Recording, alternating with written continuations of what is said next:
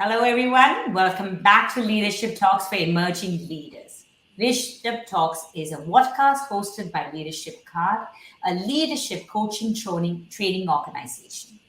Leadership Card is the brainchild of four individuals, Kirandeep Sandhu, Ashish Datta, Ram Ramakrishnan, and Devesh Mohan, who share a common vision and a mission to support 1 million emerging leaders to solve problems for self, others, and the organization. Leadership Card runs leadership programs for individual contributors and corporate clients. Our coaches collectively have over 100 years of experience and come from diverse fields. Every week on Leadership Talks, we invite leaders from varied fields and industries to share their story and share tips and strategies which you can apply to accelerate your personal and professional growth. I'm your friend Kirandeep Sandhu, a leadership communication coach, and I'm here hosting this episode along with Mr. Ashish Datta and titled Leadership in Finance and Accounting. Over to you, Ashish. Thank you, Kiran. We have the privilege of having as our guest today Mr. Rajdeep Dutta, Vice President, Finance and Platform Owner for Finance and Tax, A.P Moller Maersk. He is based in Copenhagen, Denmark. Rajdeep has had a very distinguished career spanning almost 3 decades. Rajdeep has served in leadership positions in various organizations, including Siemens, Genpact, Accenture, and now with A.P Moller Maersk. Rajdeep has worked in 4 different countries and in multiple industries, including manufacturing, insurance, retail, transport, and logistics. Over the last 3 decades, he has built his expertise around financial processes and systems. Currently based in Copenhagen, Denmark, Rajdeep hails from Kolkata in India. He is a chartered accountant and a cost and works accountant. Rajdeep has graduated from the prestigious St. Xavier's College in Kolkata. Welcome to our show, Rajdeep. Thank you for making time to be with us today. Thank you again. Thank you. Hey, thank you, Ashita, and thank you, Kiran. And it's a pleasure to be with you, right? And I'm looking forward to this session with you guys. Thanks for having me. Yeah, thank you. Same here. 4 different countries, Rajdeep. That's been quite an experience, right? Working in different places, different countries. How has it been like personally for you?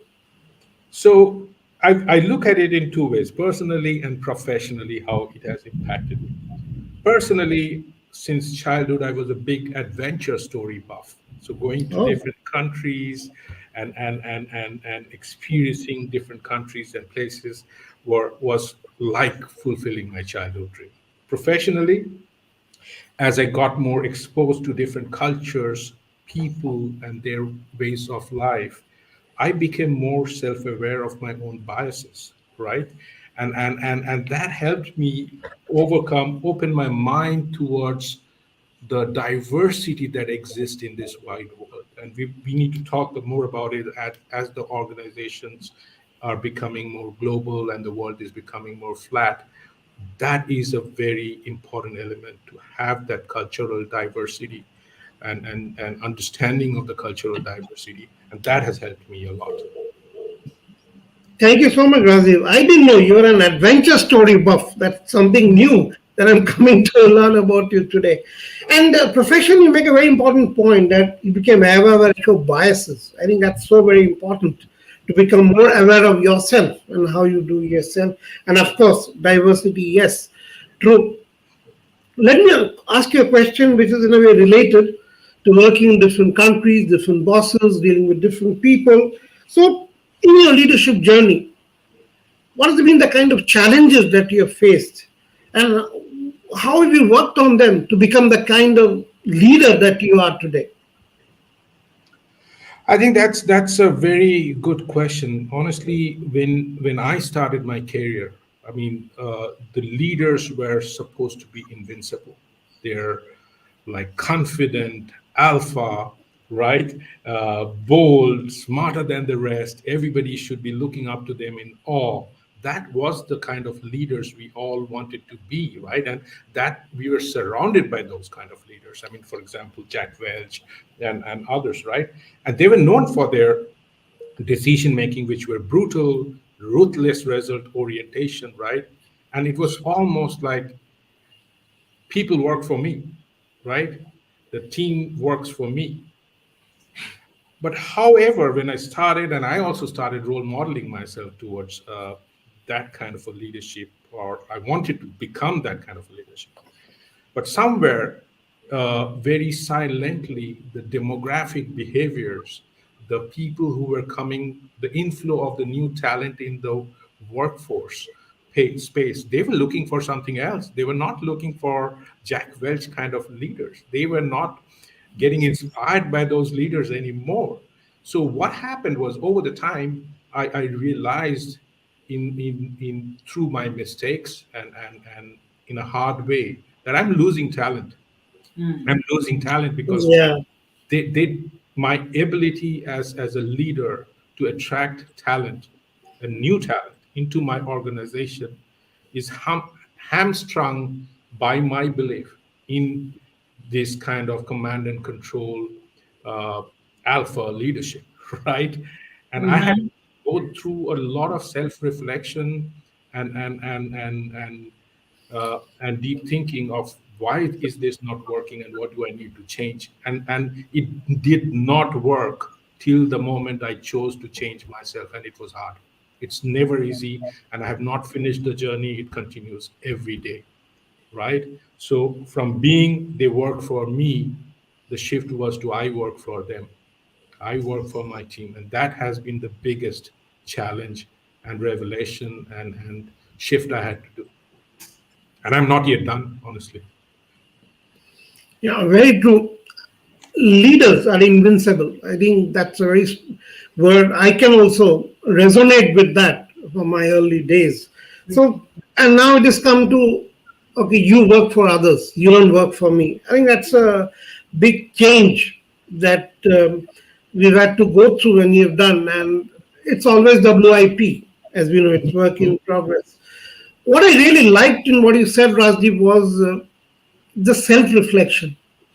You have to pause and take the kind of decisions about self-reflection, what's working, what is not working.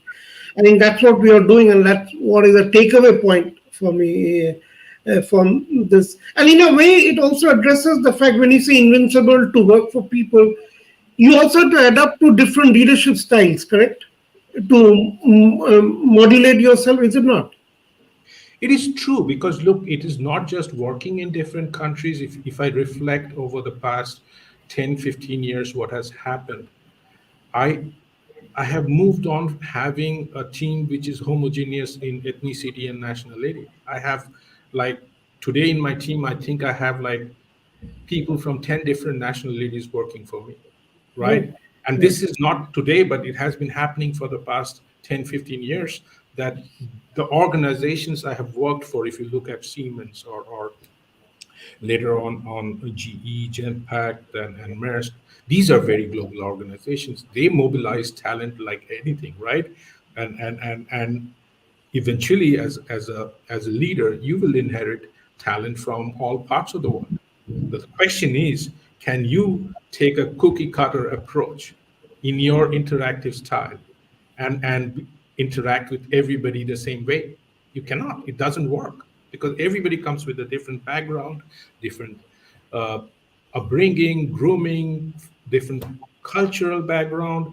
And if you take a cutter approach, then you are just putting out your own lens, which is filled with your own biases, and looking at them and looking at their aspiration. And that's not going to work, right? So, modulating the interactive style is as important as a singer modulates the voice to bring out the emotions and effectiveness of a song. And if So you, that, as a leader, yeah, you are not able to modulate your interactive style, it's not going to work in today's world. I Yeah. really like what you said, Rajni, because at Leadership Card, the programs that we work with our cohorts, what we're talking about is that leadership starts with self. And over here, one of the first foundations, which in fact the program that Ashish teaches, which is self leadership, is all about self awareness. And it brings in that whole aspect of how we need to be self aware and we are not aware of our processes. And that's the reason we don't know how we are dealing with others. So I really like what you have shared, because that's very similar to the ideology what we are working with our cohorts at Leadership Card. And I also read what you just talked about, the cookie cutter approach. It's, I mean, we are working with diverse people, and you also talked about how that globalized experience has, you became more aware of your own biases. I'm going to share this, Rajiv. I remember doing a class on diversity and inclusion, and I started off by asking in the class how many of us are actually biased, and they said no, we're not biased. And by the end of the class, they all said, oh my god, we were not aware of our biases. So I think self-reflection and awareness is a process the leader has to undertake, and I think that you have brilliantly shared it with all our viewers. Thank you for adding on that. Over to you, Ashish. And yeah, I think we'll talk a little more about the diversity and culture, Kiran. But I'd like to say that when we talk of the different leadership styles, it was somewhere where leaders felt invincible to what we now work for them. It is not really. What do you think? Is it a question of what is right or wrong? It is also depending on the generation and the kind that we live in. How have you seen it in your journey? I don't think there is anything right or wrong, right? I mean, it's also the time and context of the time. You have to consider what worked 20 years back may not work now, and what works now may not work in 20 years' time. So I think that the whole process of right and wrong, what I dislike about it personally, involves an element of judgment. As a leader, first thing you need to do is avoid judging people and judging situations.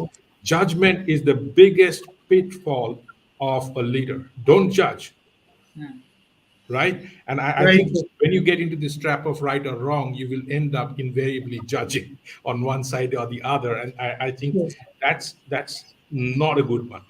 Well, that's back to the bias part, actually, Rajdeep. It's back to the bias. Yes. You probably have these biases about, or you're trying to find people who agree with your thought process. It could be the halo effect. It could be the homogeneous, the same kind of people that you want to work with. So all these are biases how we work. So it's all back to the self-awareness that you shared with us. I think the two things which over the period of time has helped me, Ashish, in avoiding this Leadership, the dark hole, which navigating the dark hole. Ashish is writing a book. To all our viewers out there, do pick up a copy of Leadership at the dark hole. I will. Absolutely. Yes. So yes, how did you navigate? So I kind of follow the four principles, which is easy for me to understand and easy for me to apply and keep it live, right? Observe and listen with curiosity. Always observe and listen with curiosity. Reflect and ask with care. Learn and practice with purpose. Think and share with humility. And that's what I keep. I mean, it's on my whiteboard, it's written everywhere, and that's what I want to do. Because if we are able to keep ourselves humble and curious, you have cracked the code. Yeah. Because if you choose to commit yourself to be humble, you can never be arrogant then, right? And if you're curious, you're always going to learn. You will care about learning from everybody, irrespective of their designation, years of experience, and what have you, right? And what they do in life. It doesn't matter. Nothing matters. So I think a big tool that I use for measuring myself as an individual is how well am I doing on humbleness and curiosity? Am I breaking those principles in my interactions, in my day-to-day life as I go through it? Thank you so much, actually, for adding on over that. I'm definitely going to ask our viewers. I will put it again into the comments about the 4 different pillars that Rajdeep had shared with us. And recently at a global leadership conference, one of the values that they did talk about, which I had not seen before, was being humane and humble kind of leadership. The humane and humble leadership is a new leadership style which people and leaders are trying to bring. Probably that's what you're doing. Talent management is coming from being humble and humane by understanding what people are doing. So yeah, I think that's a very important point. I think that really stands out for a leader. I think in a way it's related to that ego that we have. I mean, can do a lot of damage. If you're humble, ready to listen to people, understand and observe, as Rajdeep clearly said, I think you've already made progress as a leader. That's what I would say to Yeah. that. Yeah. So, Yeah. Rajiv, you've talked about, working. I mean, one is obviously I saw your LinkedIn. It talks about talent management. So obviously, you've talked about how you're bringing in diverse teams, and you have people working from across the globe. And in the pandemic, you also had to be working with remote teams. So now, as a leader, how are you creating the kind of sustainable, positive environment which facilitates the building of resilient teams and more leaders? So, firstly, I think, Kiran, number one is make people comfortable in create that openness in the team, in the environment, in the dialogue, that they're comfortable bringing up uncomfortable topics, if you will, right? Mm, And that is so important, right? And sometimes you have to think a little broader in terms of when I have team members who are young parents. Their challenges working in pandemic is very different from mine. I don't have a bunch of kids running around, or even when I have colleagues and team members who have pets at their home, right? I don't have a pet right here, but I have had pet all my life, and those are part of their life, right? If during a meeting or during a conversation a disruption happens because the kid is wanting the parents attention, and especially the female colleagues, right? And if a toddler comes around and asks for mom's attention, or a pet is wanting to go out and creates a little bit of ruckus, right? right. Let us not make our reactions which will make the other person feel awkward, and, Yeah. and feel that they're doing something bad. They have a life. Don't have to apologize to anybody for having a life. We all have a life. Let's not say sorry, or I'm it's okay. If that's the first thing, that the work and life has come together in pandemic, because you are now working from home, right? And you cannot have that hard line where you want work and life separated. It will actually have situations where it will overlap, and let's make it more comfortable for people, right? And some of my colleagues don't want to switch on the camera because they don't think they're looking good. So that's okay, actually, right? That's okay to accept that kind of a reaction and say, okay, guys, you can bring up any topic, any conversation, however awkward that is, without any awkwardness built around it. I think that openness is very important in today's world, whether you're in a virtual environment or whether you're in a physical environment, right? I can't expect one of my team members who is in Brazil, he or she is getting up 4 a.m. in the morning, or Right. in the morning. I don't want him or her to be dressed up in a office attire. I'm Absolutely. perfectly okay if they don't switch on the camera and take the call in their pajamas. Absolutely. Absolutely. So having that psychological safe space for colleagues and employees to feel that it's okay, and on what you get back to what you said, not judging people. And it Yeah. also comes back to not have bringing in our own biases. So that is one strategy that you have applied as a leader to build that positive environment by letting those, creating that safe space. What would be another way that you have actually worked on building resilient teams, both globally as well as with your remote teams? Uh, the other thing is actually, really, as a leader, you have to let go of your own insecurities in a way that it does not influence your team, right? And believe me, I know leaders have their own insecurities, right? And we Yeah, have our own vulnerabilities. How do we manage that and let that not pass on to the wider team is very important, because they have enough of their own problems in life and profession. They don't need to inherit my problems in their absolutely. plate. right? And that is very important. How do you react when, as a leader, you are put under stress? When you are, and we do get under stress, right? As individuals, we will, right? How do we react to that? How do we manage that, right? And prevent that from kind of having a ripple effect or collateral impact on the larger team is very, very important.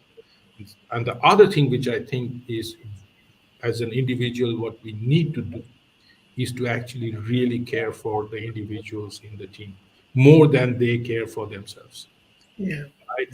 And if you are not able to do that, right, and that's all about saying I work for them. How can it make it easier for them, understanding their needs, aspirations as individuals, and not as a as as a as a product in assembly line, right, is very, very important. So as a leader, if you want people to become, the team to become resilient, team to become uh, productive or effective or high performing, let's say, Yeah. first of all, you have to make 50% of your time should, or more, should go into spending management.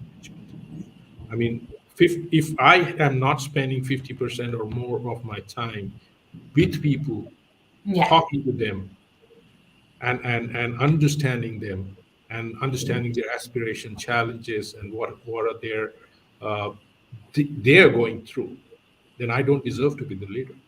Yeah. Very well put. Very well put, Raju. I really like that entire conversation about having those critical conversations, not being judgmental, being self-aware of your reactions so that you don't, let that ripple effect come to you, and care for the people that are working for you. Because if, as John Maxwell said, if they don't know you care, until I messed up my code, but people don't care how much you know until they know how much you care. So I think it's very important to care for your team. Only then will they care for what you believe in, your vision, and the organization.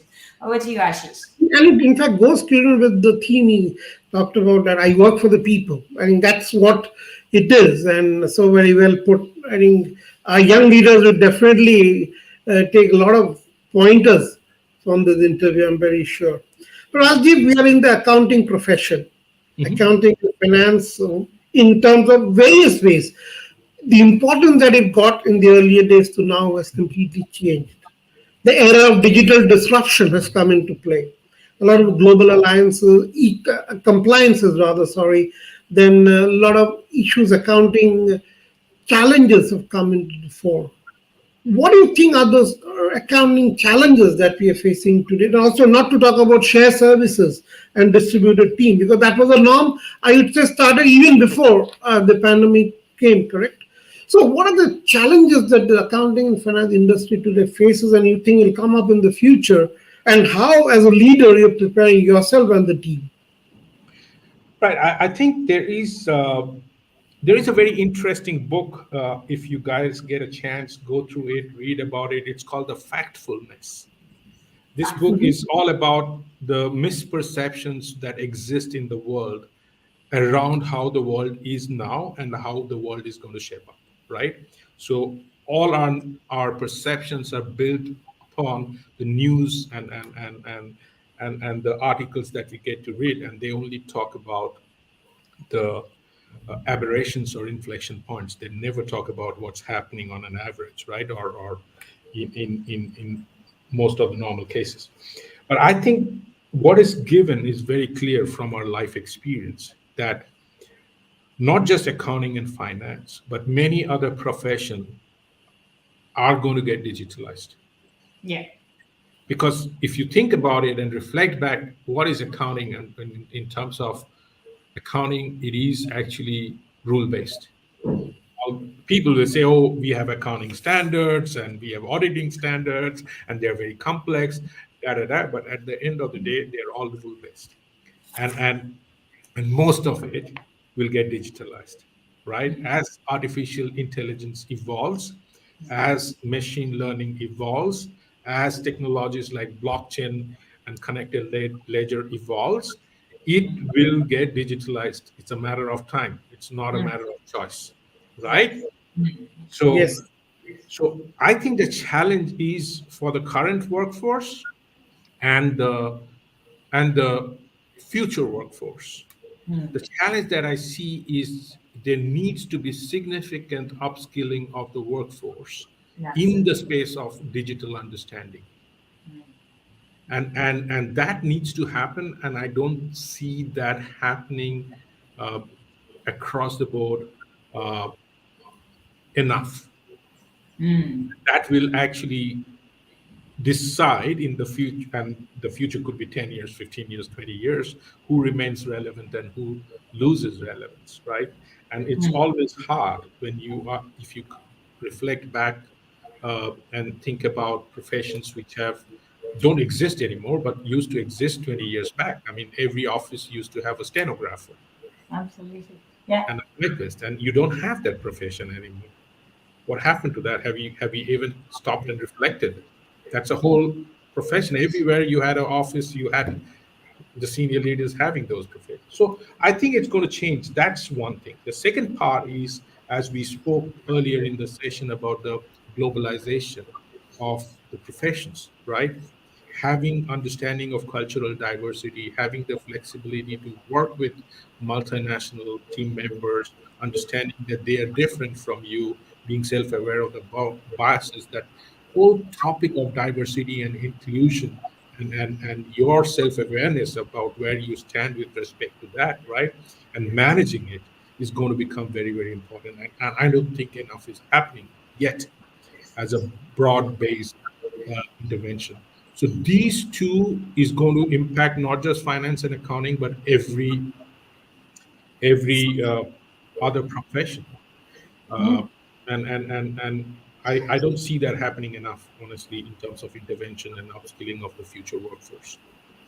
Yeah, thank you, Rajat. I think very well said in terms of what is the challenges, digital disruption, and how you handle other aspects. You look at BI, you look at AI, or you look at even blockchain. Both are both threats and opportunities for us Mhm. that we have to definitely capitalize, and we have to do much more. Agree with you on that. So, Rajdeep, we are coming almost to the end of the show. So, my Mhm. last question to you is this: we've talked a lot from the leader's perspective, what the leaders should be doing. What about the young people who are entering in the industry or coming in as the young to be leaders or young leaders? What would be your three key advices to them? I think there are a couple of things. As you taste success, be aware that success is very sweet, very nice, and everything that is sweet is not good for health. Remember that, right? So I think be self-aware that success can lead to ego, and ego will actually hold you back from you becoming more humble. And the moment you start losing humbleness, you will start losing curiosity automatically, and your lifelong passion to learn. And the moment you stop learning, that's the end of the human journey, leadership journey. And that's the way I see. Keep yourself, invest in yourself, remain humble, remain curious, and learn throughout your life. It doesn't matter where the learning comes from. Yeah, very well said. Yeah, yeah. Thank you so Not much, good. Rajdeep. That's a good takeaway for me. And for all of us, that stay grounded, stay humble, and be a lifelong learner. Stay hungry, stay curious. And those were my takeaways. There are many takeaways, and I'm sure all our viewers would have many things that they are going to take away from this whole session. But with that, I would like to say thank you to Rajdeep Dutta for joining us today. Leadership Talks for Emerging Leaders will be back next week. For more information, do check out our website, which is www.leadershipcard.com, for leadership programs and our podcasts and blogs. Till next time, this is your host, Kirandeep Sandhu, Ashish Datta, and Rajdeep Datta signing off. Thank you. Thank you. Have a good day. Thank you.